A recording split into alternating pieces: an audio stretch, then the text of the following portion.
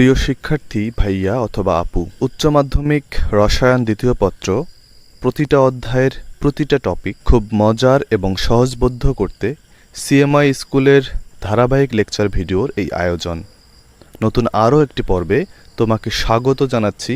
আমি মাহমুদুল হাসান, তোমার অন্যতম একজন শুভাকাঙ্ক্ষী।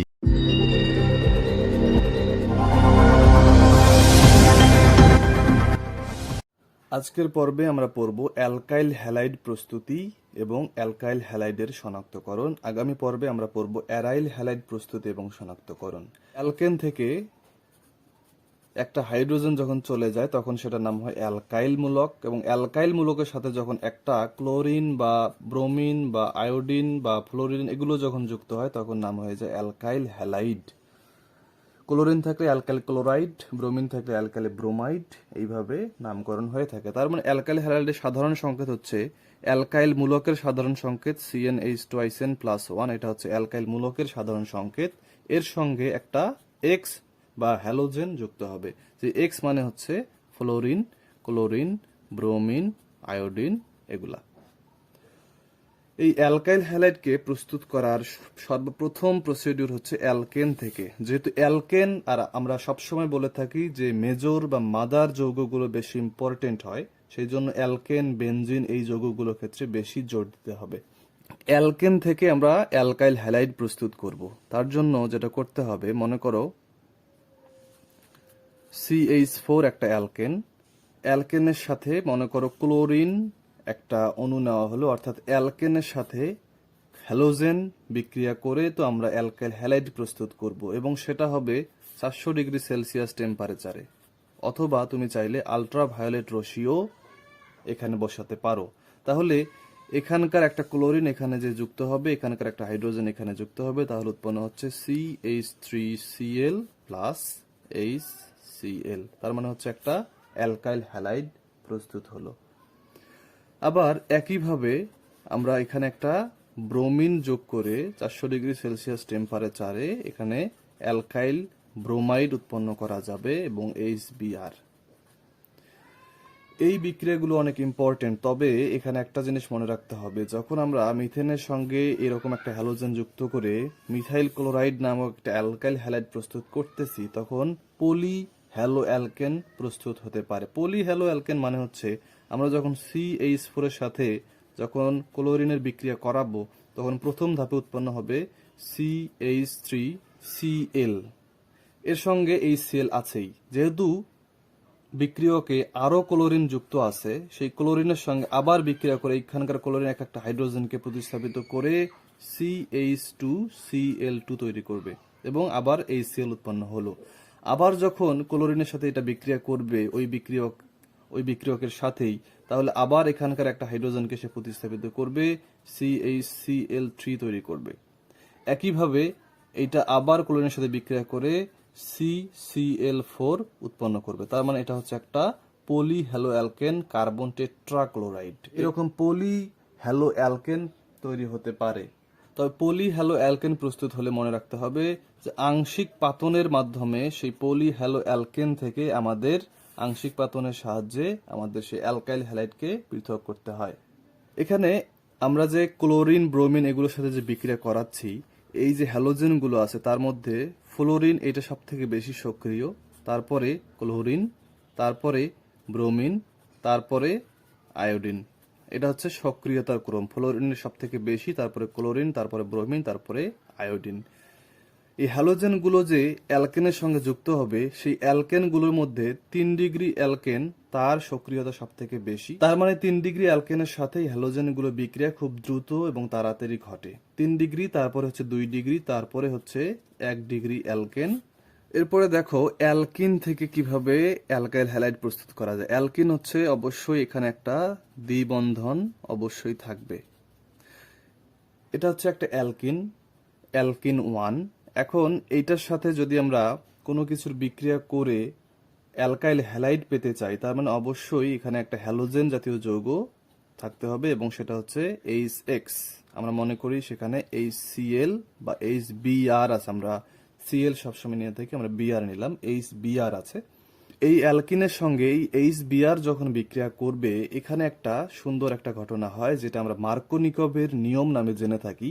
তোমরা যখন মার্কোনিকভের নিয়ম পড়বে, সেটা হচ্ছে সংযোজন বিক্রিয়ার ক্ষেত্রে, অ্যালকিনের সংযোজন বিক্রিয়ার ক্ষেত্রে মার্কোনিকভের নিয়ম হচ্ছে যে পজিটিভ অংশটা বেশি হাইড্রোজেনের সাথে যুক্ত হয়, অর্থাৎ দ্বিবন্ধনের যেই কার্বনে বেশি হাইড্রোজেন যুক্ত আছে তার সঙ্গে যুক্ত হয় পজিটিভ অংশটা, এবং নেগেটিভ অংশটা যুক্ত হয় যেখানে কম হাইড্রোজেন আছে সেখানে।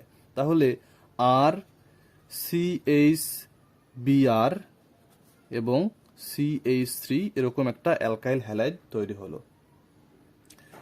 এই যৌগটা যে সবসময় যে 100% এই যৌগটা তৈরি হবে তা কিন্তু নয়। কখনো কখনো এই এইচটা এইখানে যুক্ত হতে পারে, এই বিআরটা এইখানে যুক্ত হতে পারে, তখন কিন্তু আরেক রকমের উৎপাদ হবে। তবে এই যৌগের উৎপন্ন হয় 90% এবং অপর যে যৌগটা আছে সেটা উৎপন্ন হয় 10%। তার মানে মেইন যৌগ হিসেবে আমরা এইটাকে ধরতে পারি। এইভাবে একটা অ্যালকিন থেকে সংযোজন বিক্রিয়ার সাহায্যে অ্যালকাইল হ্যালাইড প্রস্তুত করা হয়। অ্যালকাইল হ্যালাইড প্রস্তুতির সব থেকে ইম্পর্টেন্ট পার্ট হচ্ছে এই 3 নম্বর পয়েন্টটা। সেটা হচ্ছে দেখো, অ্যালকোহল থেকে বিভিন্নভাবে অ্যালকাইল হ্যালাইড প্রস্তুত করা হবে। আমরা প্রথমে দেখব যে অ্যালকোহলের সাথে হাইড্রোজেন হ্যালাইডের বিক্রিয়া। সর্বশেষ আমরা দেখব যে অ্যালকোহলের সাথে থায়োনিল ক্লোরাইডের বিক্রিয়ায় কিভাবে অ্যালকাইল হ্যালাইড প্রস্তুত করা যায়। দেখো, ROH এটা হচ্ছে একটা অ্যালকোহল। এই অ্যালকোহলের সাথে আমরা HX এর বিক্রিয়া করাবো। HX এর বিক্রিয়া মানে হচ্ছে HX, তার মানে HX হিসেবে বসতে পারে HF, HCl, HBr এবং HI। অ্যালকোহলের সাথে যখন হাইড্রোজেন হ্যালাইডের বিক্রিয়া হবে তখন প্রভাবক হিসেবে দুইটা জিনিস বসতে পারে। একটা হচ্ছে অনার্দ্র জিঙ্ক ক্লোরাইড এবং অথবা বসতে পারে সালফিউরিক অ্যাসিড। কখনো কখনো অনার্দ্র জিঙ্ক ক্লোরাইড বসবে, কখনো সালফিউরিক অ্যাসিড বসবে। কখন কোনটা বসবে সেটাতে আমরা একটু পরে আসতেছি। তো এই প্রভাবকের উপস্থিতিতে যখন বিক্রিয়া হবে, এই হ্যালোজেন আয়নটা এখানকার OH কে প্রতিস্থাপিত করে RX হিসেবে অ্যালকাইল হ্যালাইড প্রস্তুত করবে এবং এই OH এবং এই হাইড্রোজেন মিলে তৈরি করবে পানি। তার মানে এইভাবে এই প্রভাবকের উপস্থিতিতে অ্যালকোহলের সাথে হাইড্রোজেন হ্যালাইডের বিক্রিয়ায় অ্যালকাইল হ্যালাইড প্রস্তুত করা যায়। এই যে HX অর্থাৎ হাইড্রোজেন যে হ্যালাইডগুলো আছে তার সক্রিয়তার ক্রম হচ্ছে HI সবার আগে, তারপরে HBr, তারপরে HCl, তারপরে HF। এখন কথা হচ্ছে জিঙ্ক ক্লোরাইড এবং সালফিউরিক অ্যাসিডের মধ্যে কখন কোনটা বসবে। জিঙ্ক ক্লোরাইড বসবে যখন দুর্বল হাইড্রোজেন হ্যালাইড, এবং সালফিউরিক অ্যাসিড বসবে যখন সবল হাইড্রোজেন হ্যালাইড। তার মানে এইগুলোর ক্ষেত্রে, দুর্বলগুলোর ক্ষেত্রে বসবে জিঙ্ক ক্লোরাইড এবং সবলগুলোর ক্ষেত্রে বসবে সালফিউরিক অ্যাসিড। তাহলে আমরা যদি RCH2OH এর সাথে, এখানে ROH ও ব্যবহার করার যে কথা, RCH2 ব্যবহার করা একই কথা, দুটোই হচ্ছে অ্যালকোহল। অ্যালকোহলের সাথে যখন হাইড্রোজেন ক্লোরাইড ব্যবহার করা হবে, অর্থাৎ একটা দুর্বল HCl, দুর্বল হাইড্রোজেন হ্যালাইড ব্যবহার করা হবে, তখন দুর্বল হলে অনার্দ্র জিঙ্ক ক্লোরাইড বেশি কার্যকরী হয় এবং তখন এখানে উৎপন্ন হবে RCH2Cl এবং H2O। যখন RCH2OH এর সাথে হাইড্রোজেন ব্রোমাইড বিক্রিয়া করবে তখন আমরা কি বলেছিলাম, সবল সালফিউরিক অ্যাসিড সেটা ব্যবহার হবে।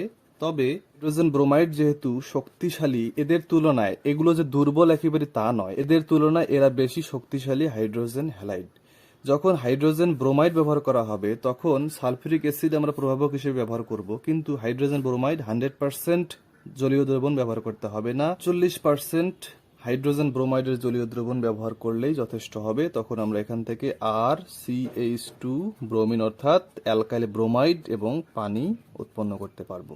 যখন RCH2OH এর সাথে হাইড্রোজেন আয়োডাইড বিক্রিয়া করবে, হাইড্রোজেন আয়োডাইড যেহেতু অনেক শক্তিশালী হাইড্রোজেন হ্যালাইড, সেক্ষেত্রে সালফিউরিক অ্যাসিড ব্যবহার করার প্রয়োজন হয় না, শুধুমাত্র 57% হাইড্রোজেন আয়োডাইড ব্যবহার করলেই এই বিক্রিয়াটা সম্ভব হয় এবং তখন উৎপন্ন হয় RCH2I প্লাস H2O।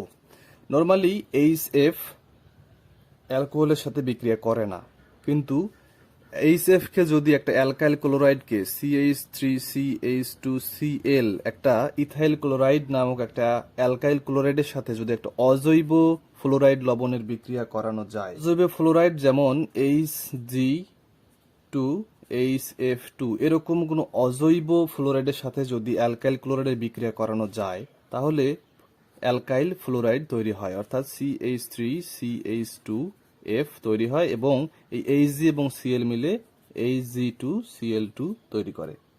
এখন এরপরে আসি অ্যালকোহলের সাথে এরকম PCl3 PCl5 অর্থাৎ ফসফরাস ক্লোরাইড বা ফসফরাস হ্যালাইডের বিক্রিয়ায় অ্যালকাইল হ্যালাইড প্রস্তুত করব।